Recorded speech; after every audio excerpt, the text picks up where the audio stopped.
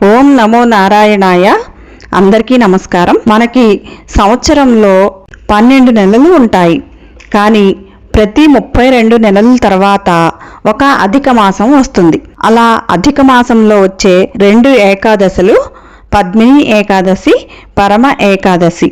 ఒకసారి నారదుడు ఇంద్రాది దేవతల్ని జయించిన రావణుడిని కార్తవీర్యార్జునుడు ఏ విధంగా జయించాడు అని పులస్త్యమునిని అడిగాడు. త్రేతాయుగంలో మహిష్మతి నగరంలో కార్తవీర్యుడు అంటే కార్తవీర్యార్జునుడి తండ్రి, ఆయనకి 1000 మంది రాణులు. కానీ వారిలో ఎవ్వరికీ సంతానం కలగలేదు. సంతానం కోసం రాజు ఎన్నో యజ్ఞాలు చేశాడు, కానీ పుత్ర సంతానమే కలగలేదు. అందువలన అతడు తీవ్రంగా తపస్సు చేసి తన లక్ష్యాన్ని సాధించాలి అనుకున్నాడు. ఆ విధంగా అతడు కౌపీనాన్ని ధరించి రాజ్యాన్ని మంత్రులకు అప్పచెప్పి అరణ్యానికి బయలుదేరాడు. అతని రాణులలో ఒకరు హరిశ్చంద్రుని కుమార్తె పద్మిని.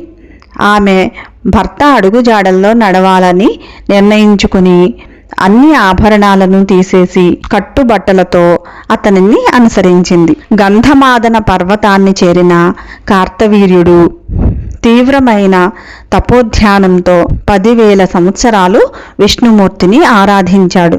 అయినా సరే అతనికి మాత్రం పుత్ర సంతానం కలగలేదు.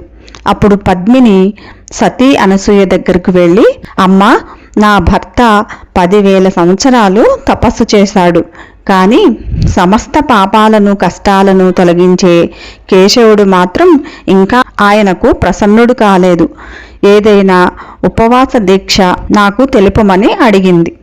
అప్పుడు అనసూయ అధిక మాసంలో వచ్చే 2 ఏకాదశులు పద్మిని ఏకాదశి, పరమ ఏకాదశి, ఈ 2 ఏకాదశుల్ని ఆచరించు అని చెప్పింది.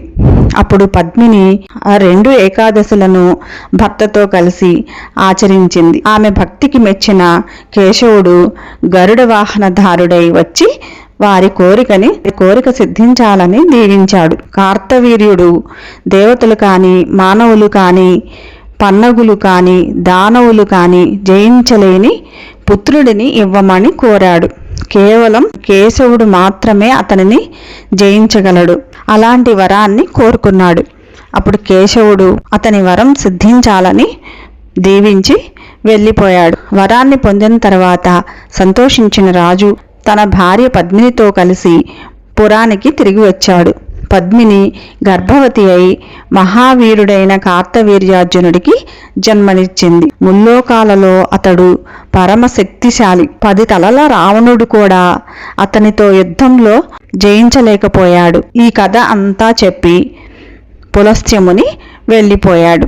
3 సంవత్సరాల తర్వాత ఒక్కసారి వచ్చే ఈ ఏకాదశుల గురించి వినినా చదివినా మనుషులు అనంత లాభాన్ని పొంది చివరికి శ్రీహరిధామానికి చేరుతాడు.